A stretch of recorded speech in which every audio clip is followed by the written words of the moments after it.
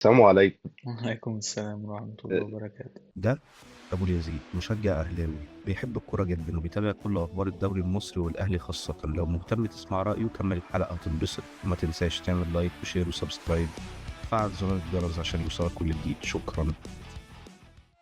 يا ريت يا ريت يا ريت يا ريت يا ريت يا عمري ما ما تحكي لي كده انت شفت الماتش ازاي؟ عملت ايه؟ حسيت بايه بعد القهرة اللي احنا اتقهرناها كلنا دي؟ قبل ما والله تكمل ده نقاش كروي، كملوا يا الباقي. يا أنا معاك في نقطة إنها قهرة الصراحة، لأن الواحد كان متفائل خير يعني أو عنده نسبة أمل بسيطة. فكرة إن أنت معاك سكواد كبير بالشكل ده، فأنت ممكن على الأقل يعني كان طموحك إنك تتأهل للدور اللي بعد كده. كان في سوء توفيق كبير قوي يعني، ده من وجهة نظري. الواحد كان عشمان إنك تتأهل زي ما بقولك، بس على المقابل انا شايف ان في نقد كبير قوي للناس للعيبه وللمدير الفني وللاداره. يعني انا مش شايف الناس مثلا ماشي، اكيد انت بتلعب للنادي الاهلي وكل حاجه فطموحاتك لازم تكون للسما، انا مقدر نقطه زي دي. بس في المقابل برضو يا جماعه، ده في الاول وفي الاخر ده كاس عالم، يعني الريتم ومستوى اللعيبه اللي انت رايح تقابلها والحاجات دي كلها. يعني انتر ميامي اللي انت متعادل معاه كسب، اتعادل مع بالميراس في اخر دقيقه وكسبان بورتو، فاهم؟ ضيعت منك انتر ميامي الماتش تكون في المتناول، لان بجد انتر ميامي هي اضعف فريق لحد دلوقتي ممكن يكون موجود في البطولة. ممكن يكون اضعف من الوداد والترجي، يعني اعتقد لان الوداد والترجي عشان عارفك ممكن يجعبد معاك. بجد انتر ميامي هو اضعف فريق في البطولة، خلينا دي متفقين. حقيقه، دي وجود حقيقه. ميسي فارق، وجود ميسي فارق بس بجد هما ما بيلعبوش كوره، وفي تفاوت في الاعمار رهيب. دي حقيقة، دي حقيقة. هي الفرقة مش أحسن حاجة، بس يعني برضو أنت كنت مش محظوظ خالص يعني لما يضيع منك أهم لعيب في الفرقة خالص، أول 12 دقيقة، وهو ينزل يضيع انفراد وهو كتفه مكسور. غير الانفرادات اللي ضاعت، غير ضربة الجزاء بتاعت تريزيجيه، وسام أبو علي الجون بتاعه اتحسب أوفسايد. فأنت كنت غير محظوظ يعني. أنت لما تيجي تبص كده على الحظ أصلا ابتدى بإصابة إمام، غير الفرص اللي أنت ضيعتها كلها الشوط الأولاني. فطبيعي يعني، حتى وقت الاستوديو التحليلي وكده كانت الناس بتتكلم بتقول لك احنا خايفين، يعني حسام غالي ولا سيد عبد الحفيظ يقول لك احنا خايفين اصلا اللعيبه تنزل مكسوره بسبب ضياع الفرص الكتيره اللي هم ضيعوها دي. وهم كان عندهم حق، اللعيبه نزل الشوط الثاني فاهم، مش شايفين قدامهم ان هم خلاص، قال لك الماتش ضاع مننا يعني.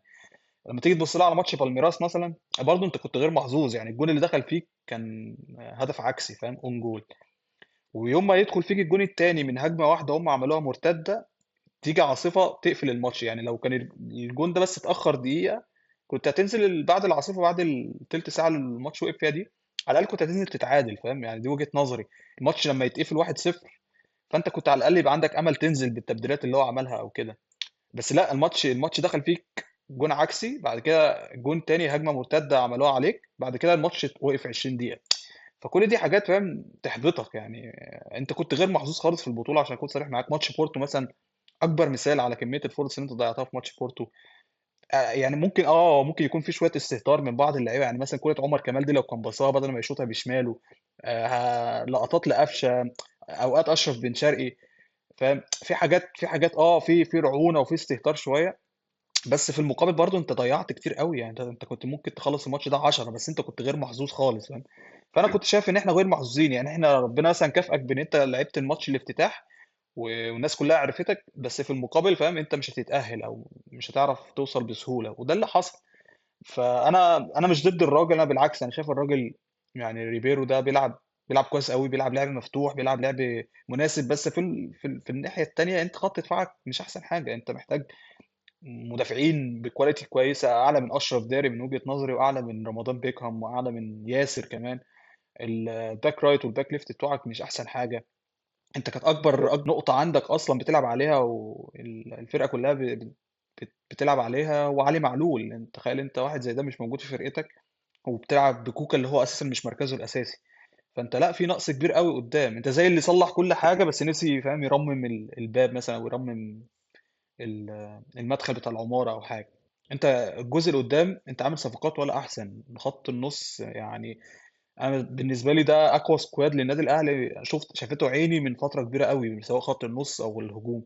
انما ورا في الدفاع الموضوع، وكمان الشناوي يعني. الشناوي انا شايف الموضوع بقى صعب قوي. هو شالك الصراحه، عشان برضه اكون صريح معاك، شالك في ماتش انتر ميامي وكان اداء كويس. بس ما اعرفش هو ليه كان مهزوز كده في اخر ماتش بتاع بورتو يعني. انا ممكن. انا بقيت بحس ان الشناوي بتاع الماتشات اللي فيها اللقطه، اللي هو ماتش قدام انتر ميامي، ماتش افتتاحي وقدام ميسي، فانا هعمل زي ما عمل في كاس العالم يعني كاس العالم هو نزل وكان اداء مشرف رجولي لواحد من اعظم حراس المرمى في مصر. انا شايف الصراحه ان الشناوي ما بقاش خلاص، ما بقاش قادر يعمل ده. هو من ساعه ما كتفه اتكسر وهو بيروح على الكوره بيعمل كده ده، عارف اللي هي دي الحركه حقيقة. بتاعته، اللي هو يروح نازل واقع في الارض على اساس ان هو عمل عليها تراي. هو يعني دراعه ما يعني دراعه صغير، هو دراعه صغير ما اعرفش. بص فده انا بقى شيء انا سيء. مستغربه يعني بامانه. هو يعني اوقات بيديك ماتشات حلوه قوي، يعني بيصد تصديات غريبه، واوقات ماتشات حتى ما بيعملش تراي على الكوره زي ماتش بورتو. بس انا ممكن ماتش بورتو ده اقول ان رتم الماتش من كتر ما الماتش كان سريع، وجون جون جون جون جون جون، هو ذات نفسه ما كان مشدود. بس انت المفروض انت اكثر خبره واحد موجود في الملعب، فانت المفروض انت اللي تتحكم اصلا في رتم الماتش ده بدماغك. انت الوحيد اللي ما بتجريش ما بتتحركش، فانت المفروض انت الريتم الماتش ده انت اللي تتحكم فيه. هو ما كانش بيعمل كده، هو ما عملش تراي اصلا على الكوره. فلا يعني في ده علامات استفهام على كتير قوي ولا على كوره ادائه. بجد، بامانه يعني في بجد علامات ولا استفهام كوره. كتير قوي. يعني في ماتشات يديك حلو قوي زي ماتش انتر ميامي كان شايلك في الكرة اللي شالها بدماغه دي، في حاجات هو بيعملها غريبة قوي. وفي المقابل برضه هو لا يعني في حاجات لا انت ازاي ده المفروض يكون حارس الاهلي، فاهم؟ فلا يعني في علامات استفهام قوي على الخط اللي ورا ده كله بأمانة. فانا شايف لا لازم لازم لازم، وده متأكد ان الاهلي شغال عليه الايام دي، لان شكل الفرقة ورا خسرك فلوس كتير قوي انت كنت المفروض تاخدها لو اتأهلت للدور اللي جاي يعني. في الباكات. والله بص يعني انا اشرف داري من ساعه ما جه الاهلي انا ما كنتش متفائل بيه، لان انا اوقات بحس انه بطيء. يعني انت لو عايز تبدل حد بعبد المنعم على الاقل هات حد سريع شويه. كان مصطفى العش انا كنت شايفه بزد كان الى حد ما كويس، ما اعرفش هو ليه جه عندك كده. الاداء ما كانش احسن حاجه. واحد انا لما اتفرجت عليه لما كان بيلعب مع زد بيطلع بالكرة كويس قوي، بيلعب برجله الشمال بسريع سبرينتر، في الالتحامات قوي قوي. فما اعرفش هو جه عندك مش عارف اتوتر ممكن حاجه زي كده. اشرف داري لا انا بالنسبه لي يعني ككواليتي لعيب اجنبي، لا ما يعني ما ادفعش فيه الصراحه الرقم اللي هو 2.5 مليون يورو اللي خدهم بريست بتاعه النادي بتاعه ده. ودي برضو حاجه برضو غريبه ان انت جايب من واحد جاي دكه، فاهم؟ يعني هو كان قاعد دكه في الفرقه بتاعته. هو كان في الوداد اداؤه كويس، بس انا بالنسبه لي لا يعني ستايل لعبه غريب قوي يعني حتى في التدخلات بتاعته. لما ماشي على التدخلات الارضيه في التاكلينج وكده كويس قوي، يعني بيعمل تاكلينج كويس قوي. بس لما تيجي واحد على واحد، او حتى لو في مهاجم قدامك انت المفروض يبقى تدخلك اعنف من كده. هم ما بيعملش تدخلات.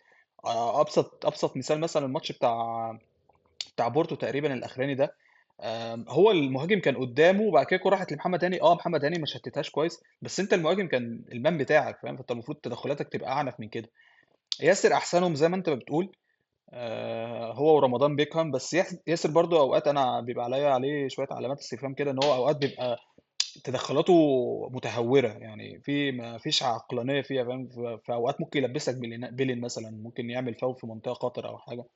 فستيل انت لسه محتاج ناس، انت محتاج يعني انت مدافعين ياسر اقوياء. ياسر بيبقى محتاج حد جنبه عامه، اساسي اساسي يعني بس ياسر هو احسنهم. ياسر احسن واحد انا بالنسبه لي في الخط الدفاع حاليا. ياسر احسن مدافعين في كرايت باك او ليفت باك. محمد هاني انا مستغرب اداؤه في كاس العالم. يعني واحد بطوله زي دي بتاعت محمد هاني في كل بطولات كاس العالم اللي فاتت يعني. الوحيد اللي كان بيظهر في الفرقه اصلا وكان السبوت كله بيبقى عليه في البطولات كاس العالم اللي فاتت دي كلها كان محمد هاني.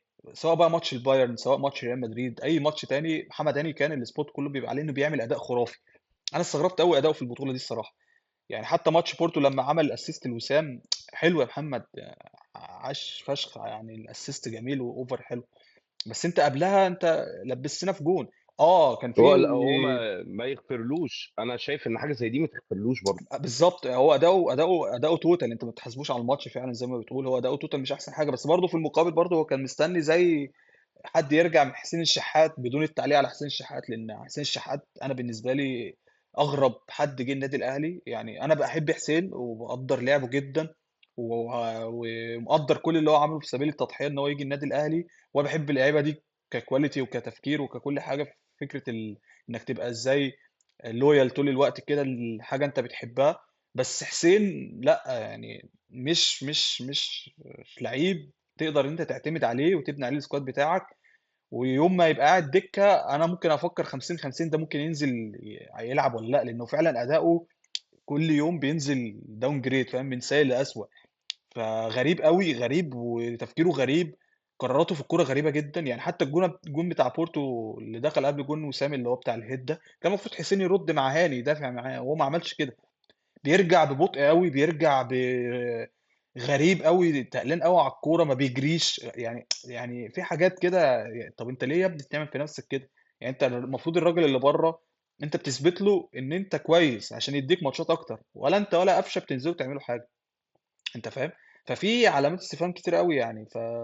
يعني نرجع لنقطة هاني، أنا مستغرب أداؤه. أنا كمصطفى، أنا مقتنع بهاني، يعني أنا مقتنع بيه رايت باك كويس.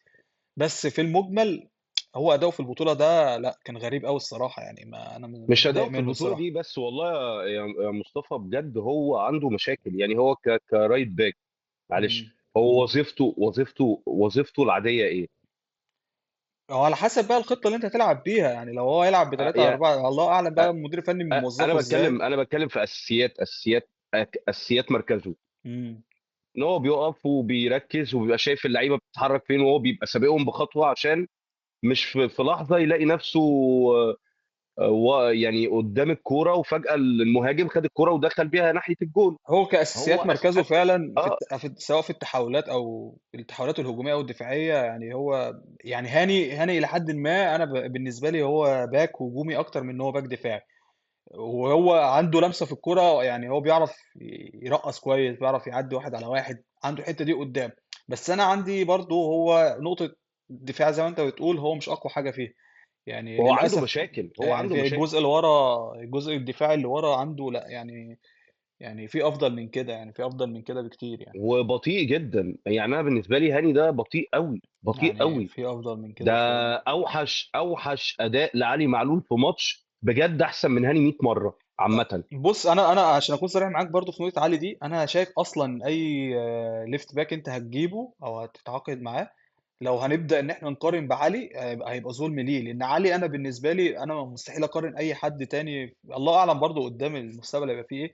بس كتاريخ في النادي الاهلي انا بالنسبه لي ده احسن ليفت باك لمس كوره في النادي الاهلي. يعني انا مع احترامي لسيد معوض، مع احترامي الله يرحمه محمد عبد الوهاب وجilberto، بس ده علي معلول في حته تانية.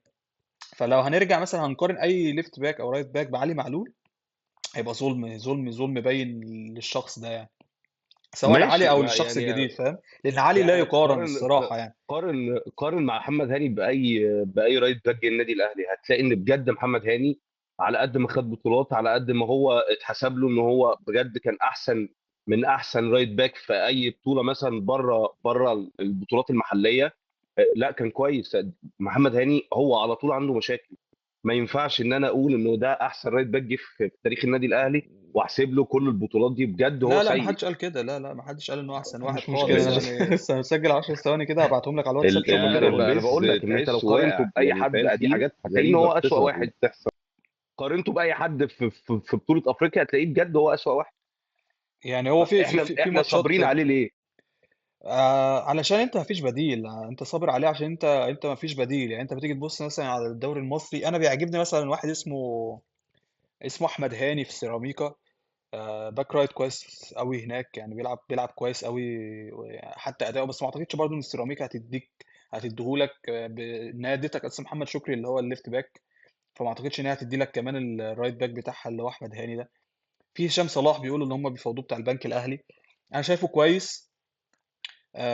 هو يعني اطول من هاني كطول، واعتقد الراجل ممكن لو اتعرض عليه بتاع الراجل هشام صلاح بتاع البنك الاهلي ده، اعتقد ان هو ممكن يوافق عليه عشان طوله، وهو ما شاء الله طويل. برضه راح حلو. المنتخب كام مره، فهو اداء كويس. فانا يعني انا كمتابعه للدوري المصري، انا بالنسبه لي الاثنين دول افضل اثنين طبعا، بغض النظر عن الشيبي، لان الشيبي كده كده لعيب اجنبي، حاجه يعني فوق الخيال الشيبي ده يعني. الشيبي كان فري، وللاسف يعني هو جدد مع بيراميدز، فمفيش اوبشن ان انت تعرف تجيبه. فلو هتيجي تبص على الكواليتي في الدوري المصري، هو مفيش غير الاثنين لعيبه دي، يعني سواء احمد هاني او هشام صلاح. كباك، و- كليفت باك انا مش عارف الصراحه مين ممكن يجي. يعني محمد شكري ممكن يجي يسد الخانه دي، بس برضه شكري هجومي اكتر من ان هو دفاعي، لان شكري قصير اصلا، اقصر من هاني كمان. فهتبقى في ثغره في الحته اللي ورا دي. الا بقى لو انت هتلاعب مثلا مصطفى العش جنبه فممكن يغطي الحته دي. الا لو هتلاعب اليو ديانج مثلا في نص الملعب مكان مروان عطيه، فيعرف ان هو يغطي مكانه لو هو يطلع قدام. يعني شكري كويس. انا تابعت شكري قبل الاصابه كان ممتاز. ما اعرفش بعد الاصابه تقريبا جاب جونين وعمل 2 اسيست او حاجه زي كده. اداؤه برده كويس. بس ما اعرفش هل بقى في لعيبه كده لما بتروح سيراميكا او بتروح سموحه او بتظهر. ما اعرفش بقى هو لما يجي النادي الاهلي هل هيبقى اول لما بنفس يجي الكواليتي ده الاهلي ولا تلاقيه لا. فيه مشاكل. اه. بالظبط. فانا رايي كمصطفى لو هتسالني، انا رايي ان انت تمشي اشرف داري، ولازم تجيب يا اما سيرت باك يا اما ليفت باك اجنبي يعني. لانه فعلا انت لما تيجي تبص على من اول ما علي معلول دخل، ابتديت مثلا من اول ما تاخد بطولات افريقيا بعلي معلول، كان هو نقطة التحول بتاعتك هي الجبهة اللي انت بتلعب عليها. فانت لازم تعرف ان فعلا قيمة الجبهة دي في الكواليتي اللعيب اللي انت بتختاره او اللي هو بيلعب عليه. فجبهة زي دي مهمة سواء بقى اليمين او الشمال. قدام انا بقول لك انت يعني 10 على 10 قدام. فتخيل لما انت ما تعلي السكواد بتاعك وتجيب مثلا كواليتي سواء بقى في الليفت باك او في الرايت باك مستوى كويس يعني. فرأيي انت تستغنى عن اشرف داري. في مدافعين كويسين جدا في جوه مصر. مش هتحتاج ان انت تأيدهم كأجنبي يعني او حاجه زيه. هو واخد مكان اجنبي انا بالنسبه لي على الفاضي عشان اكون برضو صريح. ففي كواليتي لعيبه مدافعين مصريين كويسين قوي جوه الدوري المصري ممكن تجيبهم مكان اشرف داري. زي ياسين وانت مرعي زي وانت الجزار زي وانت الناس دي. اوريدي عندك، يعني انا شايف ان مصطفى العش حتى لو خد الفرصه دي ما نديله الفرصه ان هو يلعب. انت عندك اه. مصطفى العش واحمد بيكم كويس، آه، ومعاك دي حقيقه. بس انت لو ومعاك ياسر. هتمشي داري فانت لازم تجيب حد في المقابل، تجيب لازم حد تجيب مكانه. اه. سيرت باك فاهم. فانت يعني انا نفسي وجهه نمشي نظري. نفسي نمشي عمر كمال وهاني بجد. يعني بجد عمر كمال وهاني واشرف داري والشباب الحلوه دي وحسين شحات وقفشه. الفرقه محتاجه تتطور بجد. الفرقه انا محتاجه عمر كمال عشان برضو كده. مستغربه يعني. انا عمر كمال اصاباته كتير قوي يعني. هو حتى في الفرقه اللي كان بيلعب فيها من ساعه ما كان بيظهر مع الاسيوطي لحد اخر فرقه فيوتشر، هو ما كانش اصاباته ما كانتش بتظهر قوي كده يعني. ده كان بياكل النجيله مع المصري ومع فيوتشر ومع الاسيوطي ومع الناس دي كلها. مستغربه قوي الصراحه. عمر كمال برضو مش عارف ايه المستشفى اللي هو دخل فيها ما بيخرجش دي. حتى لما بينزل اداؤه يعني غريب قوي يعني. انا من ساعه ماتش باتشوكا، من ساعه ما هو ضيع البيلين دي وانا ببص على اداؤه وهو مش عارف هل هو مهزوز من ساعه الماتش. مش عارف. بس هو من ساعه ماتش باتشوكا لما ضيع البيلين وهو اداؤه غريب قوي، غريب غريب بجد. مش ده عمر كمال خالص يعني. فلا انا بالنسبه لي ما تمشيهوش لان انت ممكن تحتاجه. الا بقى لو في فرصه تانية مثلا واحد زي كريم فؤاد رجع فثبت نفسه. انت مش هتلاعب مثلا عمر كمال ده كوينج، ان هو يلعب كوينجر مثلا سواء بديل لتريزيجيه او لزيزو. يعني ممكن تحتاجه كوينجر. مع ان نقطه الوينجر دي انا شايف ان احمد عبد القادر راجع لك. فشايف ان عبد القادر هيأديها كويس كبديل طبعا سواء لتريزيجيه او لزيزو. فبس يعني انا شايف لا يعني زي ما بقول لك نرجع لنقطه اشرف داري تاني. انت ممكن تقول له شكرا بجد وتجيب ليفت باك اجنبي قوي يعني يساعد في الحته دي ويقوي الحته دي. احسن 100 مره من ان واحد اجنبي واخد مكان على الفاضي الصراحه وما بنستخدمهوش يعني.